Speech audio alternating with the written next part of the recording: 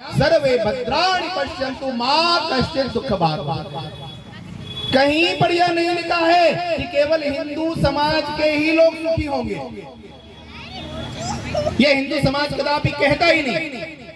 सर्वे भवन्तु सुखिनः, सब के सब संसार में रहने वाले, केवल मनुष्य नहीं, कीट पतंग जीव जंतु पेड़ पौधे पत्थर, ये सब के सब सुखी हो। इतना विशाल चिंतन वाला जो समाज है, उसको अगर कोई कहता है कि यह संकुचित है, छोटे मन वाला है, तो सर्वथा गलत। तीसरी बात जो अक्सर उड़ाई जाती है, हिंदू समाज में स्त्रियों का दर्जा दोयम दर्जे का है, मतलब दूसरे स्थान पर स्त्रियों को रखा जाता है। भारत में अपने ग्रंथों में लिखा हुआ है, यत् नार्या पूजन्ते रमन्ते तत्र देवता। जहां जहां स्त्रियों की पूजा होती है, वहीं देवता निवास करते हैं। और केवल इतना नहीं लिखा गया, आगे यह भी लिखा गया, यत्र स्तास्तु न पूज्यन्ते सर्वस्तत्र अफला क्रिया। जहां नारियों की पूजा नहीं होती, जहां नारियों का सम्मान नहीं होता, वहां कोई भी काम कर लो, वह सफल नहीं होगा, वह अफल होगा। ऐसा चिंतन करने वाला पूरे विश्व में आप जब महिलाओं, विद्वान महिलाओं की गिनती करेंगे, तो भारत में महिलाओं की संख्याओं की कमी नहीं पड़ेगी।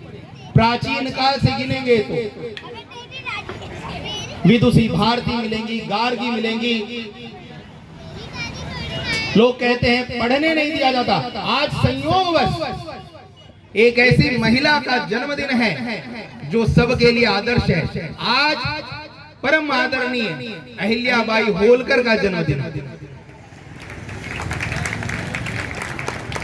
अहिल्याबाई होलकर कौन? 29 वर्ष की अवस्था में अपने पति को खो देती हैं और पूरे राजकाज को संभालती है। ऐसी अहिल्याबाई होलकर। लोग कहते हैं भारत में सती प्रथा है। कहां अहिल्याबाई ने सती कर लिया? अहिल्याबाई ने पूरा राजकाज संभाला और सुचारू रूप से चलाया। उसको पढ़ने के लिए भी मिला, उन्होंने शस्त्र का भी ज्ञान प्राप्त किया, शास्त्र का भी ज्ञान प्राप्त किया। किसी ने कहा रोका? तो अगर कोई कहता है कि यहाँ पर महिलाओं को दबा कर रखा जाता है, तो शायद, यह मुझे तो नहीं लगता, एकमात्र भारत में हिंदू संस्कृति ऐसा है जो कहता है मातृवत परदारेषु परद्रव्येषु लोष्टवत् आत्मवत् सर्वभूतेषु यः पश्यति सः पंडितः।